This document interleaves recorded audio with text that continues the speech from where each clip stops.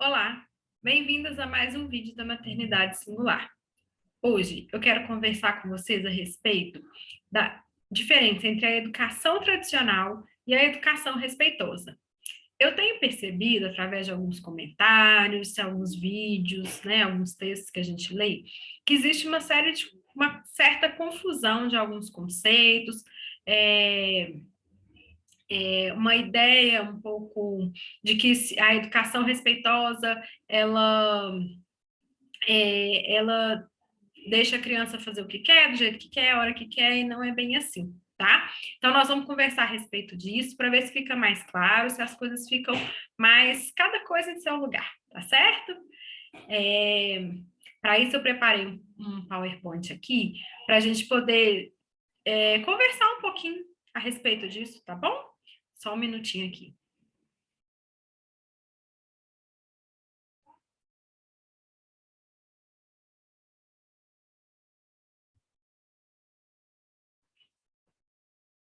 Vamos lá. Então, eu vou pegar um pouquinho, falar um pouquinho sobre a diferença entre a educação tradicional e a educação respeitosa, tá? Bom, quais são os conceitos, então, que eu percebo, né? Até às vezes conversando com outras mães, que são um pouco equivocados. Então, eles falam que a educação respeitosa, ela não dá limites, ela terceiriza o cuidado, ela não ensina respeito aos mais velhos, ela deixa a criança super demandante, ela não ensina sobre frustração e ela desenvolve pequenos tiranos. E a gente vai ver que não é bem assim, tá? Qual que é a realidade, então, sobre essa educação? A educação emocional, né, essa educação respeitosa, ela dá limites claros e respeitosos para a criança. Ela responsabiliza os cuidadores pela educação, né? A gente fala que os cuidadores são margem aí, né? Eles que ditam o caminho para onde que essa criança tem que ir. Ela ensina respeito mútuo e isso serve para qualquer relação. E aí aqui eu acho que é um ponto que entra que as pessoas têm uma certa dificuldade, né? Porque é um respeito mútuo, ou seja, a criança tem sim que respeitar o adulto, mas o adulto também precisa respeitar essa criança, né? E não é só de pai para filho, né? Isso pode ser de neto para avô, de avô para neto, e qualquer relação, né, que a criança vivencie, inclusive com as outras crianças, né? Então, ela ensina sim a criança a reconhecer seu próprio valor, o seu lugar, mas isso não quer dizer que ela ensina a desconsiderar os outros, muito pelo contrário. Tá? Ela ensina ela a ter o alto valor, mas considerar o outro com o valor que o outro tem também, né? Ela ensina, então, a criança a fazer escolhas. Escolhas que levam em consideração o que a criança quer, mas levam em consideração o outro, levam em consideração o ambiente, tá? Ela ensina a criança a viver todas as emoções e como reagir da melhor forma a elas, né? Então, ela ensina, sim, a viver frustração, né? Fala sobre a importância do medo, da raiva, todas as emoções, tá? Inclusive aquelas que a gente tem o costume de chamar de negativo. E a educação emocional, ela vem para justamente desenvolver crianças emocionalmente saudáveis, certo? E aí, é, eu recebi, né? Eu recebi até foi um vídeo, e aí eu queria comentar um pouquinho, porque eu acho que esse texto ele vem bem a calhar para a gente poder entender um pouquinho, né, sobre o que é essa educação respeitosa, sobre o que é que ela fala, tá? Então, o texto, né, em questão é Educação de Verdade, como você educa seu filho. E ele foi atribuído à terapeuta Denise Dias. Eu primeiro vou ler o texto, para a gente poder ter né, para a gente conhecer o texto, depois eu vou discutindo ponto a ponto dele, tá certo? Bom, então vamos lá, vou ler o texto. Dormem na casa dos pais até quando querem. Largam mamadeira e chupeta quando querem. Só comem o que querem. E daí, que mal faz? Antissocial aos 11 anos. Melhor celular a cada Natal. Surdos com seus fones de ouvidos. Centenas de amigos virtuais. Não pensam nos riscos. Festa social? Se não for top, nem vou. Alto grau de exigência. Conseguem tudo o que querem. E daí, que mal faz? Os pais não precisam brincar. O celular faz isso. Os pais não precisam buscar nas festas. O Uber faz isso. Os pais não precisam cozinhar. O food faz isso. Os pais não precisam nem educar. A escola integral faz isso. E daí, que mal faz?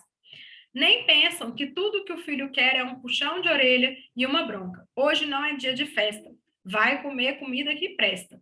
Criar filhos está mais fácil, mais cômodo. Afinal, a criança resolve tudo com cliques da tela. E daí, que mal faz? Ler para o filho? Cantar música e fazer cafuné? Luxo para poucos. Os pais estão desconectados. Precisam de ajuda, mas só aceitam quando a bomba explode. Pais e filhos sobre o mesmo teto, mas diálogo zero.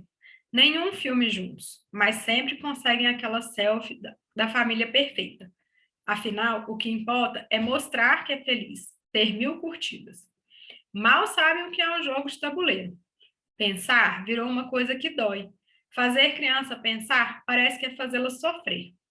E o que você quer ser quando crescer? Youtuber, blogueira, vlogueira, digital influencer? Estudar, entrar na faculdade, se especializar? Imagina, não sei esperar. Não sei ouvir não. Mas não sei o que é frustração e rejeição. Culpa de quem? Ops, não se pode falar nisso. Não pode é mais nada.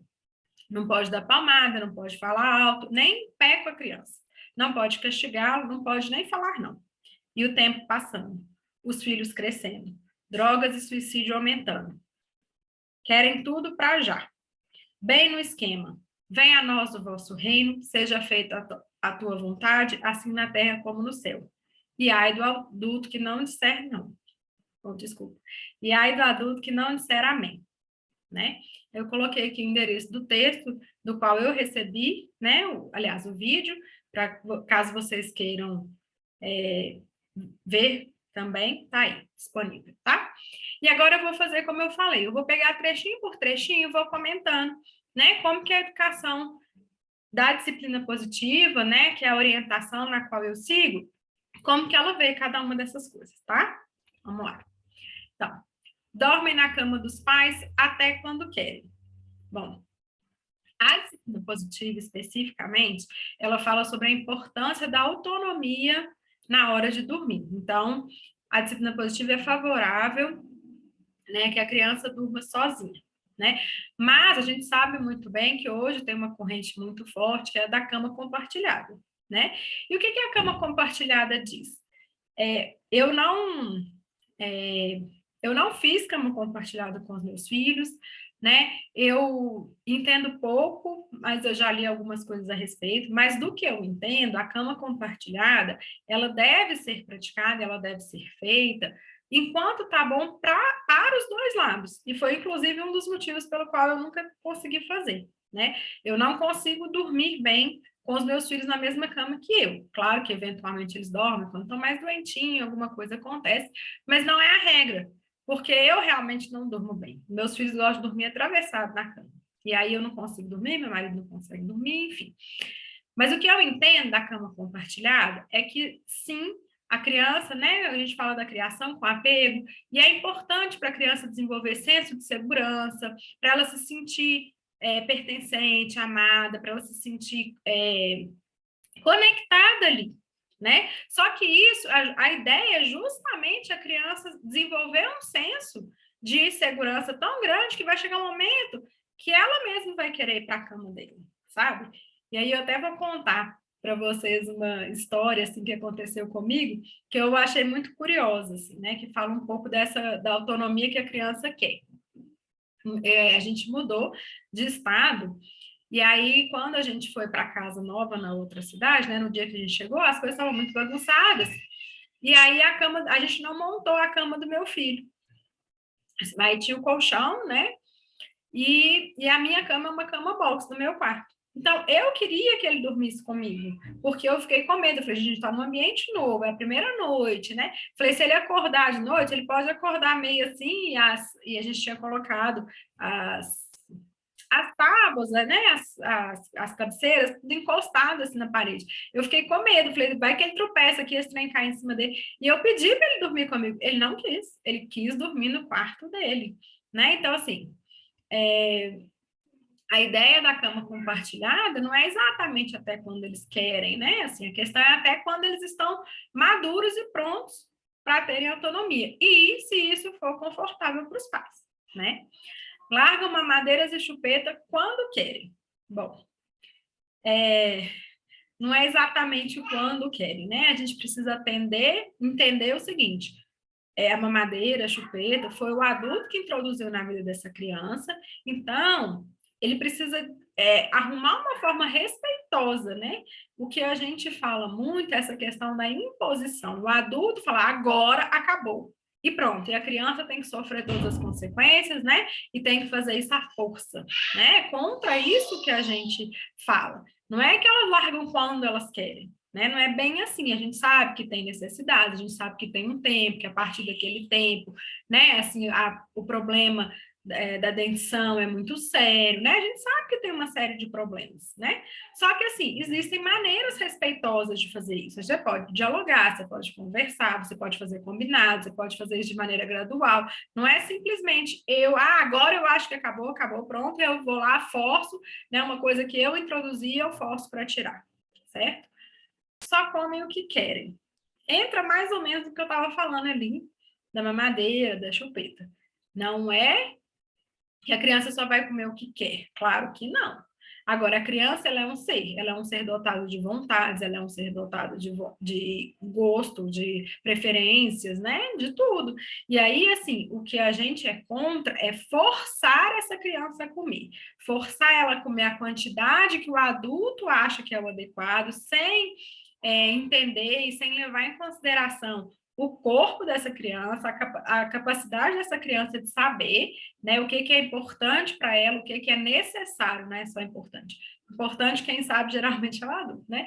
Mas o que é necessário, né? Agora, como eu falei, o adulto ele é responsável por essa condução. Então, você não vai deixar a criança comer só o que ela quer, não vai apresentar doce para essa criança o tempo todo, né? Você vai apresentar comidas saudáveis. Agora, se a criança não gosta de brócolis, mas come uma couve-flor, ou come uma couve, né, que é verde, que é, né, da mesma cor aí, tem as mesmas vitaminas, proteínas aí necessárias.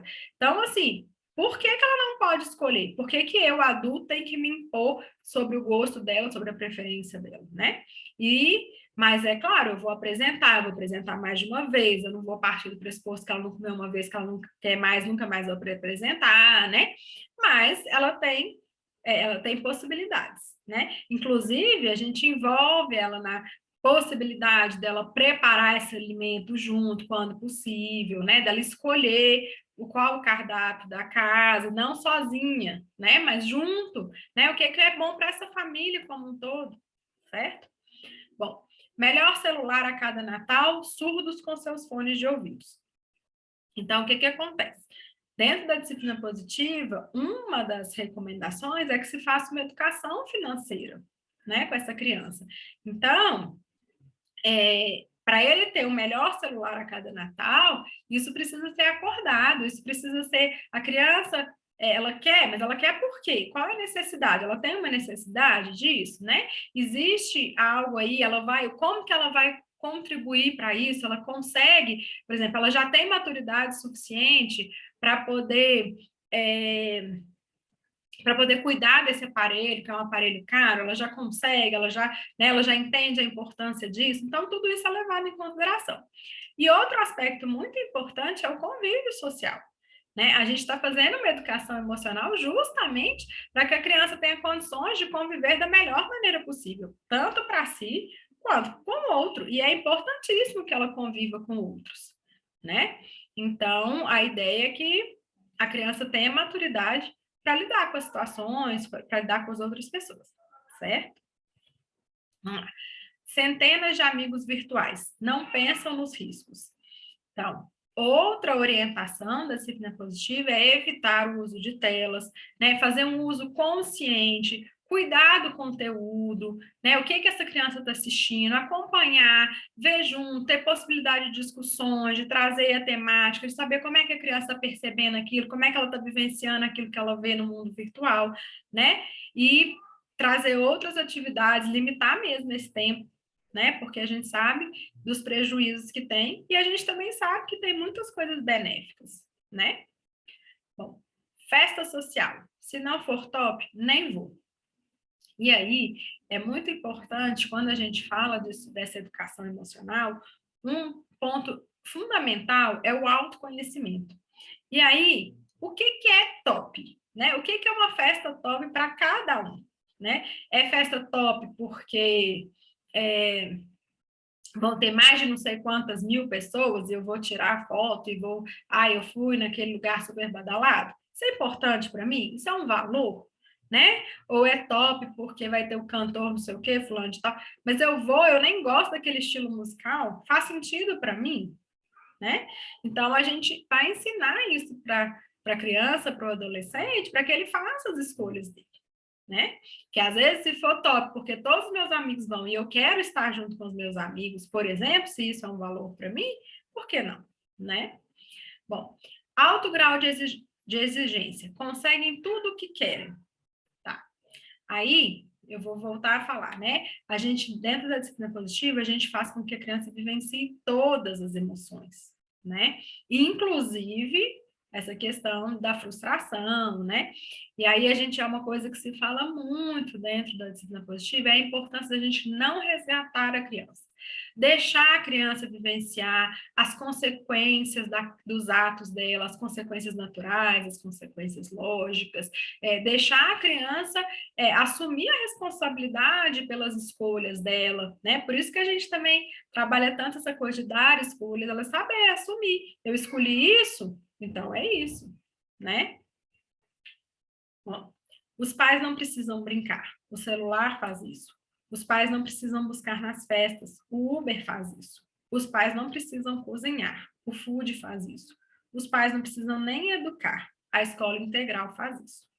Bom, existem inúmeras estratégias e ferramentas da disciplina positiva que falam o contrário de tudo isso, né? O que a gente busca é conexão, olhos nos olhos, disposição para ouvir, necessidade de conversar, de dialogar, de ouvir, né? Assim, de escutar mesmo essa criança, de levá-la em consideração, também de falar, de se expressar, de se vulnerabilizar perante a criança, de se mostrar como humano para ela, né? Inclusive nas falhas, né? Então, os pais não, muito pelo contrário, né? Eles não estão... o que se busca é cada vez que ter uma conexão melhor com esses filhos, né? Bom, deixa eu ver aqui onde que eu vou pôr. Deixa eu ver, colocar aqui. Aí, acho que aqui não atrapalha. Bom, nem pensam que tudo que o filho quer é um puxão de orelha e uma bronca. Hoje não é dia de festa. Vai comer comida que presta. Criar filhos está mais fácil, mais cômodo. Afinal, a criança resolve tudo com cliques na tela. Bom, aí mais uma vez, o que a gente fala é uma educação com respeito, limites com amor, firmeza e gentileza, né? E aí, o que que acontece? Existem já estudos mostrando, demonstrando que a punição, que é a forma mais tradicional que a gente conhece, né, de colocar limites, ela não é eficaz. Ela gera rebeldia, ela gera retaliação, ela gera revolta, ela pode gerar senso de baixa autoestima, né, ou seja, ela pode gerar uma baixa autoestima, a criança se sente, nossa, olha como eu sou ruim, olha o que eu fiz, eu sou uma pessoa muito, né, que não presta, que tudo só faz coisa errada, né? Então, o que a gente fala é isso, é uma educação com limites sim, mas esses limites colocados com amor, né? Esses limites colocados de forma a fazer a criança agir melhor da próxima vez, né? A gente acredita que o ser humano, ele age melhor quando ele se sente melhor, ele não precisa ser punido para agir melhor, né? Muito pelo contrário, se você pensar, nós como seres humanos, né? Quando a gente quando a gente é incentivado, quando a gente é valorizado, quando a gente é, colocado para, né, até para refletir, falar, olha, desse jeito não tá legal, vamos pensar uma outra forma, vamos pensar aqui junto, né, vamos construir uma outra solução, né, quanto que isso é mais favorável do que alguém virar e falar assim, pelo amor de Deus, mais uma vez, de novo, né, e, bom, acho que aqui tá bom. Ler para o filho, cantar música e fazer cafuné, luxo para poucos. Os pais estão desconectados. precisam de ajuda, mas só aceitam quando a bomba explode. Bom, mais uma vez, o que a gente quer é vínculo, é conexão, é relação próxima e afetuosa, né? Então, tudo isso aí são coisas que são muito importantes. A gente fala, né, de estratégias como encher o pote do amor do filho, dar tempo especial para cada filho, poder olhar nos olhos, ter essa relação próxima, você se interessar pelo mundo do filho, né? E aí, até tem uma coisa muito importante, que é o brincar junto, é o passar tempo junto, né? Envolver-se um com o outro, certo? Pais e filhos sob o mesmo teto, mas diálogo zero. Nenhum filme juntos, mas sempre consegue aquela selva de família perfeita. Afinal, o que importa é mostrar que é feliz, ter 1000 curtidas. Bom, aqui mais uma vez, né? A gente fala sobre fazer reuniões de família, né? Que é o momento que você, inclusive, faz uma atividade divertida em família juntos ao final da reunião, justamente para criar esse vínculo, criar essa comunicação, ter escuta, ter diálogo, ter troca afetiva, né? É super importante, tá? Mal sabe o que é um jogo de tabuleiro, pensar virou uma coisa que dói. Fazer a criança pensar parece que é fazê-la sofrer. Então, né, a gente, mais uma vez, é necessário brincar junto, passar tempo junto, divertir, fazer perguntas curiosas, né? Então, assim, se interessar pelas questões do filho aí, né, dos filhos. E o que você quer ser quando crescer? YouTuber, blogueira, vlogueira, digital influencer?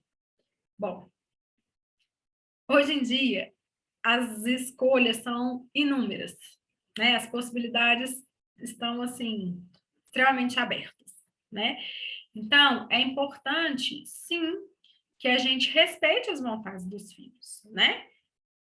Não é aquela coisa de, a família era toda de dentista, então o filho tem que ser dentista, né? Não, né? Ele pode ser vlogueira, blogueira, digital influencer? Provavelmente será, mas sobre o que que ele vai falar? Né? Ele vai ser digital influencer de quê? O que que ele vai querer influenciar? Né? Então, pode ser que ele tenha, né? Hoje em dia eu estou aqui, ó, falando com vocês, né? Mas eu estou falando sobre uma outra questão, e aí eu vou ter que entender, e eu vou ter que estudar, né? E aí é interessante a gente pensar que, assim, as pessoas perguntam, né? Ah, mas precisa estudar para ser pai e mãe hoje em dia? Precisa, né? Precisa sim, porque a gente precisa aprender novas ferramentas, novas formas de fazer, como é que a gente traz esses limites, por exemplo, de forma respeitosa, né? Isso não é o natural, muito provavelmente a gente não aprendeu isso. A sociedade vem de muito tempo, né? Com punições e recompensas, né? Vivendo desses dois lados, né? Então, estudar, entrar na faculdade, se especializar, imagina, não sei esperar, não sei ouvir, não.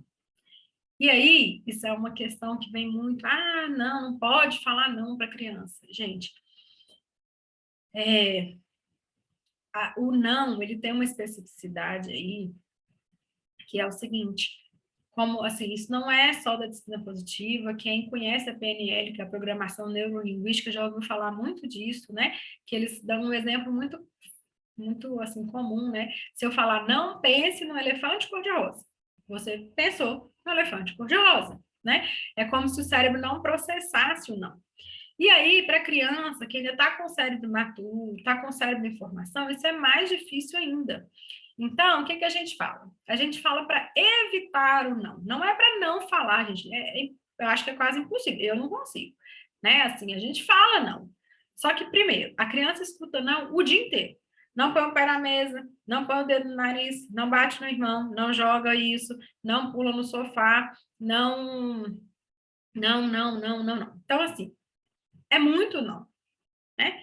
Então, a gente pode tentar evitar, a gente tem outras ferramentas, né? Por exemplo, uma criança muito pequena, distrair, redirecionar, em vez de você falar não, você chama atenção para uma outra coisa.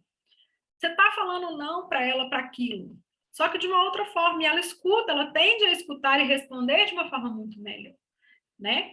E outra coisa, você ensinar para a criança o que ela pode, porque falar que ela não pode fazer não gera muita ação, ela fica sem saber, tá, não posso fazer isso, mas, né? Se você dá opções do que ela pode, é muito mais fácil dela responder, né? Eu vivi isso com meu filho pequenininho. Ele começou a cuspir, né? Fase que toda criança passa, né? Então ele começou. Quando eles aprendem a fazer isso, eles acham o máximo, né? E é muito interessante, é engraçado e tal. E ele começou a cuspir. E aí eu lembrei dessa ferramenta, e aí eu falava com ele assim, beijinho. E aí ele fazia. Ele parava de cuspir, porque não tem como, né? Não tem como você fazer as duas coisas ao mesmo tempo com a boca. E ele fazia isso, porque no começo eu comecei, não, não pode, não pode, não pode. E aí, quanto mais não eu falava, virava uma brincadeira. Aí que ele fazia, né? E quando eu redirecionei para uma outra coisa, pronto, acabou meu problema, né? E ele conseguia fazer, né? Uma outra coisa mais adequada, tá? Bom, não sei o que é frustração e rejeição. Então, né, eu vou voltar num ponto que a gente fala muito, que é não resgatar a criança. Então, a criança vai se frustrar. A questão é que a gente não vai abandonar a criança vivendo isso, né? Então, não é, você é muito chata, fica aí chorando para lá e pronto. Não, eu entendo, né? Isso é muito frustrante, você queria muito, mamãe também fica frustrada quando mamãe quer uma coisa e não consegue, né? A gente fica mesmo, é ruim viver isso. Mas eu tô aqui, se você precisar, eu tô aqui para te ajudar. Vai passar, né? Você ensina que as emoções são como ondas, elas vêm, elas vão, né? E isso vai, você ensina a criança a viver aquilo e você dá segurança para ela conseguir atravessar aquilo. Você confia na capacidade dela de se autorregular, tá? Culpa de quem? Ops, não se pode falar nisso. Bom, eu entendo que o processo da maternidade, ele já vem muito, né, da parentalidade, e especialmente da maternidade, ele já vem muito carregado de culpa. É muita culpa, né? Se a criança caiu, é culpa da mãe que não prestou atenção. Se a criança não levou atividade na escola, foi a mãe que não se programou direito. Se a criança está mal arrumada, é a mãe que é que não é zelosa, não é cuidadosa, né? Se a criança, qualquer coisa que acontece é culpa da mãe, né? Se a criança chora, é culpa da mãe, se a criança, enfim, qualquer coisa. Então, assim, para que acrescentar mais culpa? Porque essa culpa, ela leva à paralisação, ela não leva para uma ação, né? Então, a gente fala em responsabilização, porque se eu sou responsável, quem tem que fazer a ação sou eu, né? Mas sem culpa, a gente tem que entender, né, os erros, a gente entende o erro como uma oportunidade de aprendizado, tanto para a criança quanto para o adulto, né? E aí a gente fala desse adulto aí, como eu já falei, como margem, é ele que guia, é ele que é responsável por dar a direção, né? Se ele for aberto demais, essa água não corre, se ele for fechado demais, a pressão é muito grande, essa água transborda, né? Então ele tem que ser margem ali adequada, que sirva para a criança conseguir fluir, para ela chegar no destino dela, né? Então a gente fala dessa responsabilização, e é uma responsabilização compartilhada, tá? A criança também tem responsabilidades em casa, ela também tem que cumprir, ela faz parte dessa família, então cada um tem seu papel, e cada um é responsável por cumprir aquilo, né? Bom, não pode é mais nada, não pode dar palmada, não pode falar alto, nem em pé com a criança, não pode castigar, não pode nem falar não. Bom, como eu já falei um pouco, né, as punições não são o melhor caminho para a educação, né? A gente tem como sim dar limite sem castigar, sem punir, sem humilhar a criança, né? Como eu já falei, algumas ferramentas aqui, né? E essa questão que a gente fala, não pode dar palmada, né? Assim, a gente sabe que a violência física, né, ela não ensina, né? Se ensinasse, né, ninguém que apanhasse faria de novo, né? E não é bem assim que ocorre, né? E a questão é que também fica um pouco sem, né? A gente vê que, infelizmente, até hoje, né? Tem crianças aí que são literalmente espancadas, enfim. E eu sei que não é disso quando a gente fala, mas é só uma palmadinha para educar, né? Mas existem outras formas, existem formas mais saudáveis de fazer isso, né? E quando a gente fala, queria só ressaltar que não pode nem ficar em pé para falar com a criança, uma das ferramentas é olhos nos olhos. E aí, gente, é óbvio, você não vai falar com a criança o tempo todo, olhando nos olhos dela, gente. Ninguém haja joelho, né? Para fazer isso o dia inteiro, você abaixa, levanta, abaixa, levanta, abaixa, levanta. Né? Então, não é isso, mas assim, vamos pensar aqui comigo, qual que seria mais eficaz? Eu estou lá na cozinha, eu grito para a criança que está no quarto para dar uma ordem para ela, né? Ou eu chego lá perto e falo com ela, né? Então, assim, a questão é, se for uma questão muito importante, se você fizer questão que a criança te escute, é muito mais eficaz se abaixar no nível dela, se colocar de igual para igual, né? E conversar com ela. As chances dessa criança te ouvir, te atender, são muito maiores, né? E aí, a gente pode ver isso com a criança sabe disso. Ela, quando ela quer falar com os pais, muitas vezes ela puxa, ela fica cutucando, ela espera o pai olhar para ela espera fazer contato visual, né? E o quanto que é importante para a comunicação esse contato visual, né? Bom, e o tempo passando, os filhos crescendo, drogas e suicídio aumentando. Bom, é exatamente para evitar essas coisas, para evitar transtornos, para evitar envolvimento com droga, para evitar que a gente faça educação emocional. E dentro disso, a base é o vínculo. É o vínculo dessa criança com esse pai. É por isso que a gente acha tão importante dialogar. Por isso que a gente acha tão importante ouvir, respeitar, né? É justamente para evitar que essa criança venha desenvolver esses perigos. E eu me lembro de uma campanha antidrogas que era muito interessante, muito forte, que eles falavam assim, você não sabe qual é o esporte preferido, qual é o jogador preferido do seu filho, você não sabe qual é o jogo preferido, a música preferida, o traficante sabe, né? E aí, assim, isso é muito forte, assim, né?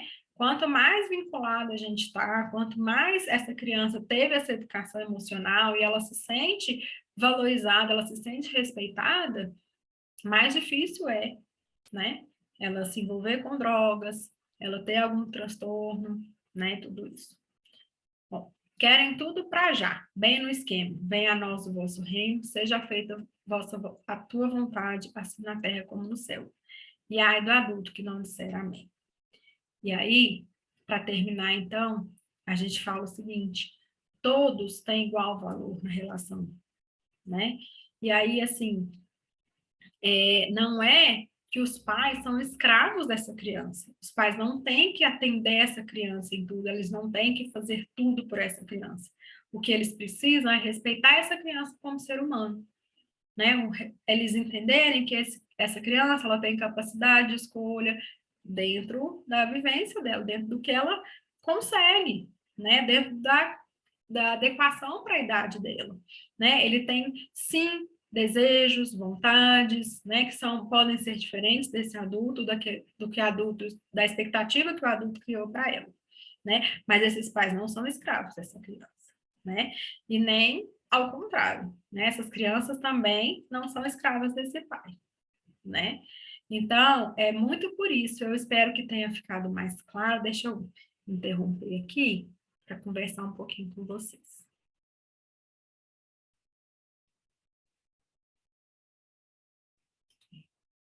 Voltei. Então, eu espero que tenha ficado mais claro, eu espero que isso faça sentido, e eu espero os comentários de vocês para a gente poder continuar dialogando, né? Eu sei que quebrar, né, transformar, quebrar paradigmas, mudar de forma de pensar não é uma coisa fácil, né? Então eu acho muito importante que a gente continue falando, dialogando, né? Se abrindo para ouvir, se abrindo para outras opiniões, para a gente poder conversar, né? De forma respeitosa, mas que a gente possa se colocar para que a gente possa se entender melhor, tá bom? Era isso e até uma próxima.